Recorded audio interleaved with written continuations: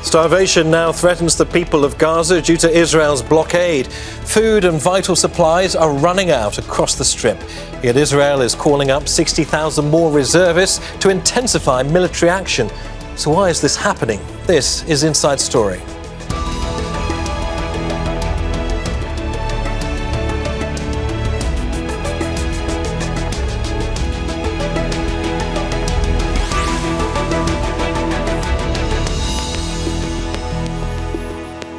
Hello and welcome to the programme. I'm Neave Barker.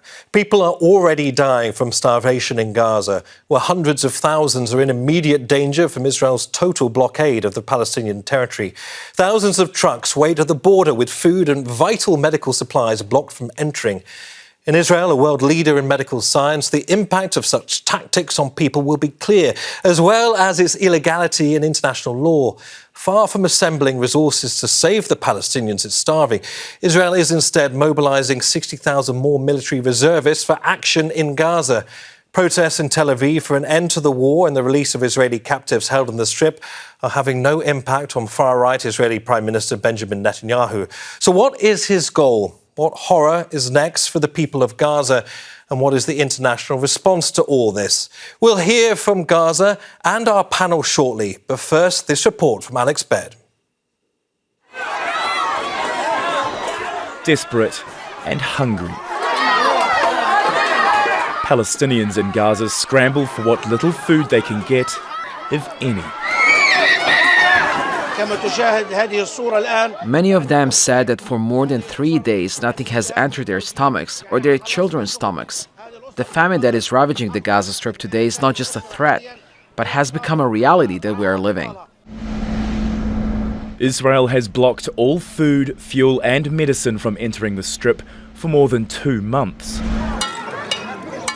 The Red Cross is warning that what little humanitarian response is left is on the verge of total collapse. The World Food Programme says it's already run out of food. For those who have not been killed by Israel's relentless bombardment, a slow death by starvation is now a very real threat. Most of those who have already died have been children. Like all children, she has the right to have food, and all the other children should have food. They are deprived from their most basic rights. They're even deprived of bread. The level of desperation is forcing many Palestinians to do whatever they can to survive. Searching through heaps of rubbish for scraps of bread, here, dignity is now a luxury. Our children die of hunger every day. They are torn apart in front of our eyes, and we cannot do anything. Why can't this child play like others and have the right to a childhood? Where is the right to humanity? Why do we sleep in the streets? Why can't we find a piece of bread? United Nations experts say Israel is systematically using starvation as a weapon of war against civilians in Gaza. Israel shows no signs of lifting its blockade or military assault, and Israeli media is reporting that the army is to call up 60,000 reservists. Regular protests in Tel Aviv have done little to sway Prime Minister Benjamin Netanyahu. Netanyahu's war is a war of hostage slaughter that must be opposed. This war serves only Netanyahu and his partners, who are disconnected from the people. Israel has been facing legal pressure at the International Court of Justice in The Hague on whether its ban on the UN Agency for Palestinians violates the founding charter of the UN. Despite diplomatic and legal maneuvers on the international stage to alleviate the suffering in Gaza, for Palestinians on the ground, their suffering has no end. Alex Baird, Al Jazeera, for Inside Story. Well, we will get to our guest in a moment, but first let's go to Gaza City, where we're joined by Amjad Shawa, Director of the Palestinian Non-Governmental Organisations Network. A very warm welcome to you, Amjad. So it's been more than a week since the UN's World Food Programme reported that it had completely run out of food stocks amid, of course, Israel's complete blockade of the Gaza Strip, lasting for more than 60 days now. We are seeing images of desperation. We are seeing panic on the streets of Gaza as the pain of hunger sets in. What is it like witnessing that up close, Amjad? the majority of the Palestinians in Gaza are starving with full meaning, but my concern is the children, the women, the elder, the patients who cannot find piece of bread now. You know, the bag of flour, 25 kilos, it's $350 in the black market now. The horrendous thing about this is that we know there are at least 3,000 aid trucks stuck at the border, only a few kilometres away from where people are staring starvation in the face. How does that make you feel? We are losing lives. My concern that in a few days we'll have hundreds or thousands of children that will lose their lives because of the malnutrition and because of the thirst situation. Today, the main water line damaged and Israel not allowing to fix it and to repair it. So there is a deficit in water, deficit in medication and medicine, and Gaza around out of food. And the main concerns, as I said, is the children who are denied from vaccine, denied from medicine, denied from food, denied.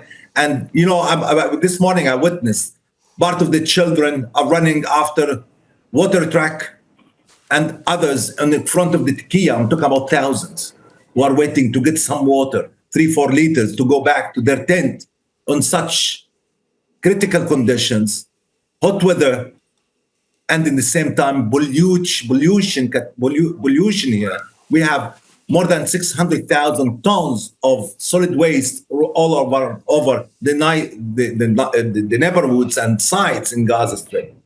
So such suffocation, such diseases will lead to what? Amjad Shawat, many thanks for sharing what life is like in Gaza now under these impossible conditions.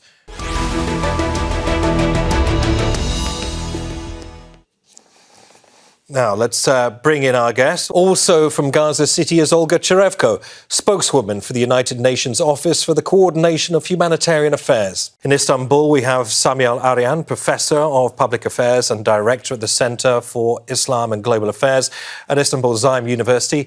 And from London, we're joined by Neave Barker, Professor of International Law at Queen Mary University of London. Thank you to all three of you for joining us here on Inside Story. Olga, history is peppered with bleak moments of blockade, isn't it? We think of things like the siege of Leningrad in World War II, scenes that we thought had been consigned to the history books until now, that is. Olga, what does it mean to be a witness to this happening on your doorstep, a witness in real time to the starvation of a civilian population?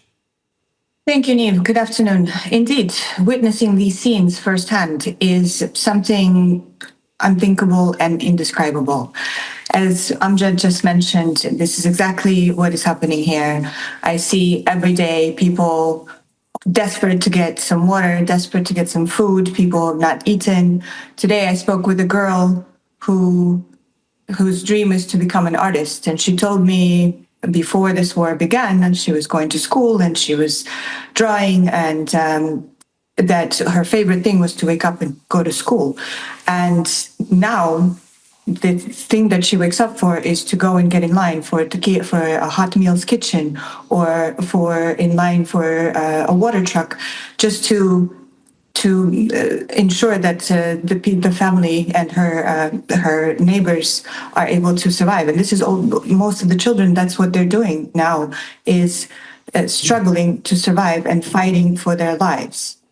And Sami, some of the images are haunting. I think that's the best way of describing it. We've got the young and the old jostling together in panic and desperation, trying to secure anything to eat. Sami, this is surely what the failure of global diplomacy looks like. This is where the failure of international law ends up, Sami. Indeed. What we're witnessing is a series of war crimes that have been taking place now over a period of 18 months. Total destruction of civilian life, the targeting of women and children and innocent people, civilians, for the most part, over 50,000 dead, 100,000 injured, millions displaced, and now we're seeing starvation. This is a man-made tragedy. What we're seeing is a deliberate policy by the State of Israel to starve the people of Gaza, while the whole world is just standing idly by, doing absolutely nothing to prevent this tragedy. We are now in a situation where there's desperation. We're not talking about just simply bombing that we're trying to stop. We're trying to stop people from dying from starvation. This is unbelievable to think that this is taking place in this day and age, where the whole history of mankind has been trying to prevent such occurrences, and yet we're seeing it today with absolutely nothing being done in the world scene.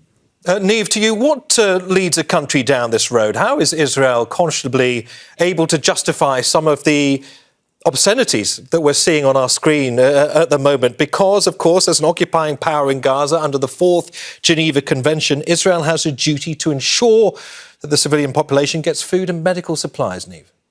Well, Israel's telling the world and its own public that Gaza is not occupied and that the laws of occupation are not applicable to the Gaza Strip.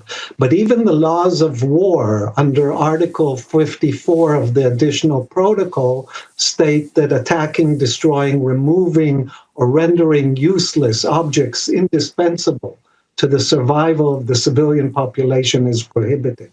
So even in warfare, starvation is a crime. And indeed, in the Rome Statute of 1998, the same statute that created the International Criminal Court, it is considered a war crime to intentionally use starvation of civilians as a method of warfare, a tactic that it can involve willfully impeding relief supplies. So basically, Israel is claiming we are not in occupation, and therefore we don't need to ensure that the civilian population's needs are satisfied. Right. All we have to do is allow and facilitate aid entering. But as we know, Israel does not allow aid to enter the Gaza Strip and is not facilitating the distribution of aid. And we also think that the laws of occupation do apply and that Israel is also responsible for ensuring the well-being and needs of the occupation. Olga, turning to you. Sorry, just turning to Olga now. Olga, Israel says that all goods have been stopped because supplies are being stolen by Hamas and other armed groups and being resold on the black market. There appears to be some attempts by Israel to almost sort of logically justify what we've just heard Neve describe as potential war crimes here. Yeah, of course. This is exactly what's happening. And what I can tell you is that I was here throughout the weeks of the ceasefire, during which we had a consistent flow of supply of goods that were coming in every day. We were distributing these goods as they were coming in to make sure that they reached the most vulnerable people. We, of course, we were in need of a massive amount of these supplies after 15 months of nonstop war that basically had deprived of the population of the basic life elements.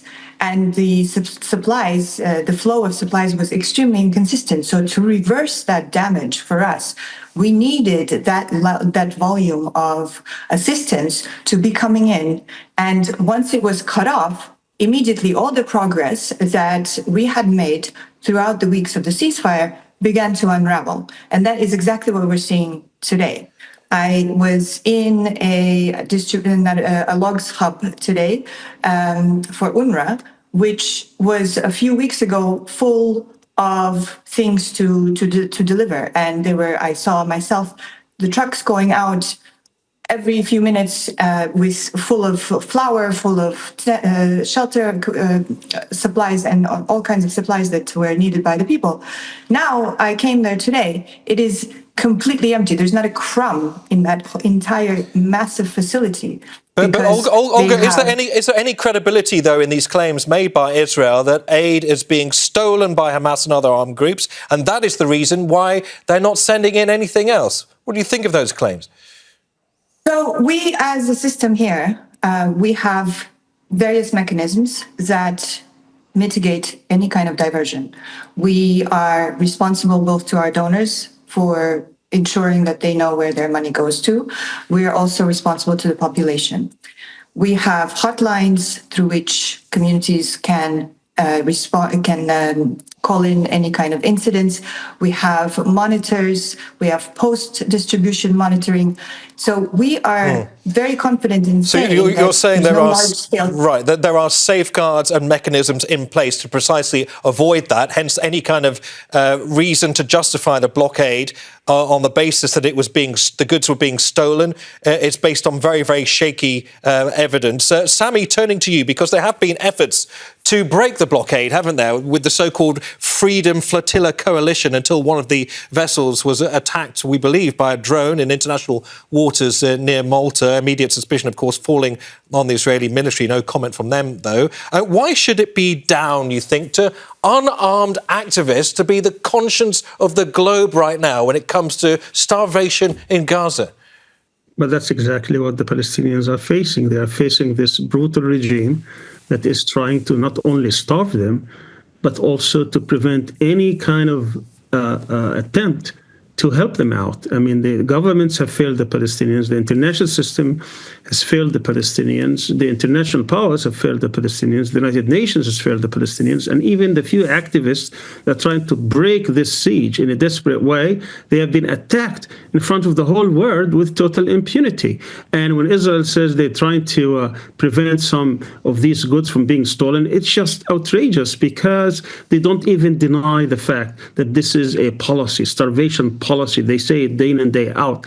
Most of the ministers in this fascist cabinet, they say that we have to prevent the Palestinians from getting any kind of aid. Ben Gvir, Smotrich, other Likud members of the cabinet, they say out loud. So for them to come and make this argument that somehow these aids are being stolen and therefore the Palestinians have to be starved to death is something that's just beyond the pale. Neve, the Israeli military has called up, we know, tens of thousands of reservists. They have to report for duty in the coming days amid fears, of course, of this expanded offensive in Gaza. Why do you understand this is happening? What is the underlying basis for this, do you understand, Neve? The underlying basis for this is maybe to pressure in negotiations, but I think ultimately Israel wants to take control of at least parts of the Gaza Strip in terms of resettling Jewish population there. And that is part of the agreement, I think, between Netanyahu and some of his coalition partners.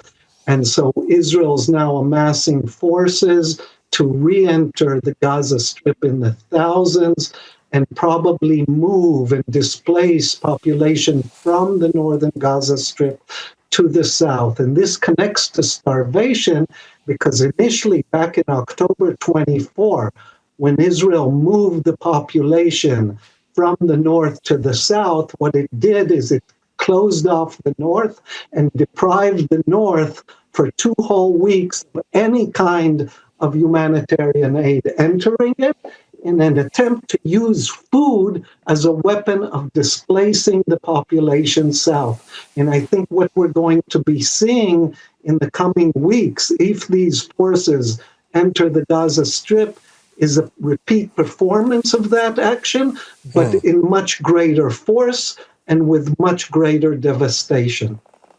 Olga, turning to you, there will, of course, be people watching this discussion from afar, no doubt, possibly even shouting at the television screen, saying enough of the talk. Where is the UN? Where is the international community right now? Of course, the UN, the organisation that you work for. Can you clear things up for us and explain what powers the UN does and does not have right now to break this blockade? Thanks, Neve. So we, of course, as humanitarians here, are doing everything in our power to ensure that the blockade ends without any further delay. We have been appealing to everyone who actually has influence, to the member states who have influence, to ensure the international law is enforced, to ensure that the parties to the conflict abide by their obligations. And so far, these appeals have fallen on deaf ears. We have not stopped distributing, and we have not stopped delivering aid, and we have not stopped providing response in any way that we can, even with the dwindling supplies, because we all know that assistance goes beyond physical things. So we are still providing services, and we will continue to provide services. We have been here from the beginning. We are staying and delivering, but we need those with power and those with influence to make the difference that we need to reopen these crossings. Well, let's talk about people with power and influence. Sami, I mean, internationally, we do see periodically condemnation of Israel's actions, but is any of it, in your view and opinion, actually backed up with practical action? It's very unfortunate that most governments just give rhetoric, but no action, no concrete policies in which they can alter the situation. The United States is complicit, is a full partner of this starvation policy of Israel. They also not only provide them with the massive military armaments that they are inflicting this heavy losses on the Palestinians, but also they back this policy. And also most of the governments, for whatever reason, they don't want to anger the United States, particularly this Trump administration, and therefore you have this kind of a situation where a whole population are being starved to death while everybody is watching and hoping that someone else is going to intervene, and no one's going to intervene. We call upon all these governments to take their responsibility. It is under international law not to accept genocide, not to accept starvation, but to do something about it. They need to move in full force.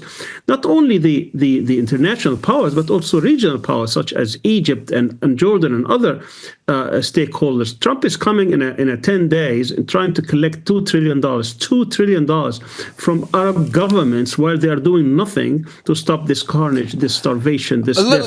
Let me turn to Neve and ask what the responsibility is within Israel itself. Because Neve, you were one of 3,000 Israelis that signed this open letter urging global pressure on Israel to force an immediate ceasefire. The signatories talked of it being their patriotic duty to stop the war crimes in Gaza. Now, this week, thousands of military reservists have done something very similar. They've written an open letter to the government, along with there being protests on the streets of Tel Aviv, all questioning, Neve, Netanyahu's war logic. How feasible is it that change will, at the end of the day, be forced from within Israel itself?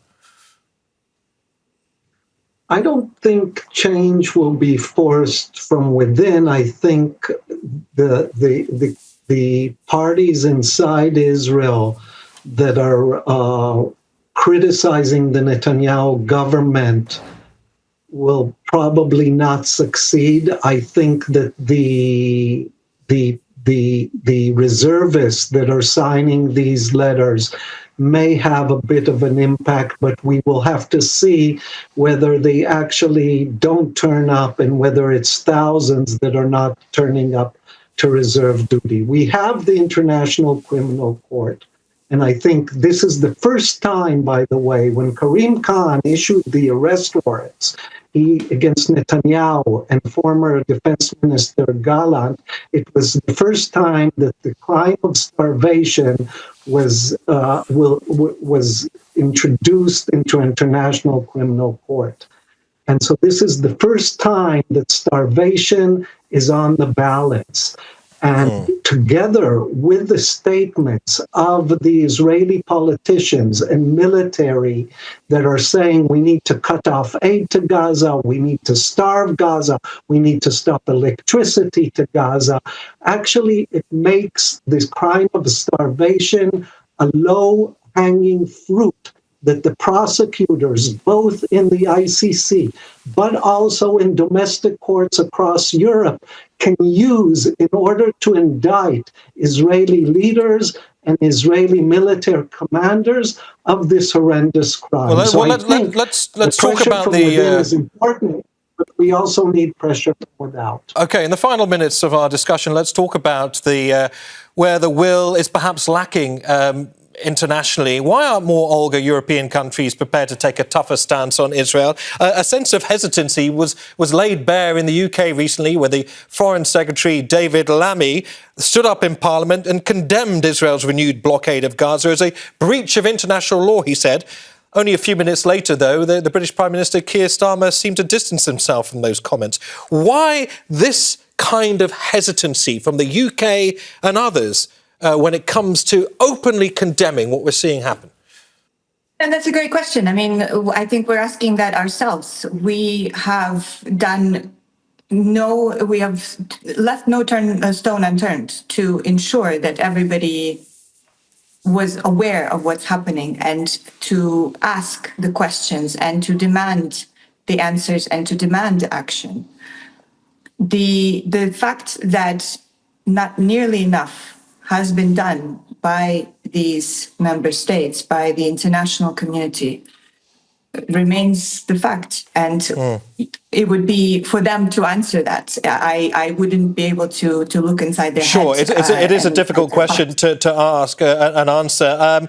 Sami, I mean, clearly standing up to Israel has risks, doesn't it? I mean, Spain's decision to suspend this $7.5 million ammunition deal with Israel has left some defence experts warning the move could affect Spain's own national security. Likewise, Ireland, another country fiercely critical of Israel, finds itself unable to stop US weapons bound for Israel from going over its airspace. It's also unable to stop its central bank from selling Israeli war bonds because the Irish economy depends heavily upon the United States. So how can countries, Sami, free up their ability to speak and act with their consciences? Well, first of all, the answer is pretty easy. There are two reasons for that. The Zionist influence throughout the major capitals of the world, the grip of Zionists on these elites, on these governing elites, is pretty strong. And also America's blind support for Israel, which also, as a result of America's imperialist notions, as well as the grip of the Zionists on American elites. But how do we handle this? How do we do this? I mean, the whole world needs to come together and try to stand up to these bullies, to these genocidal policies. We can't just let this go. I mean, when the British know exactly what's happening in Palestine, and yet they look the other way because somehow they think they're going to get a favor from Israel or the United States, is the wrong-headed policies. History is going to be a very harsh judge for those who are going to sacrifice the principles, sacrifice these kind of policies for the sake of basically working for the pleasure of the Zionists or the Americans. As you say, Sami, history may well indeed be a very harsh judge in years to come. I do sense the urgency in all of your voices, and many thanks for joining us here on Inside Story. Neve Gordon, Sami Arian and Olga Cherevko. And thank you too for watching. You can see the programme again anytime by visiting our website, aljazeera.com. And for further discussion, go to our Facebook page. That's facebook.com/AJ Inside Story.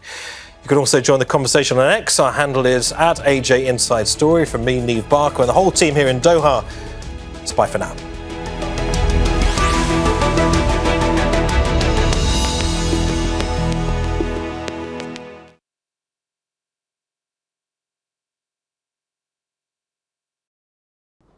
Make sure to subscribe to our channel to get the latest news from Al Jazeera.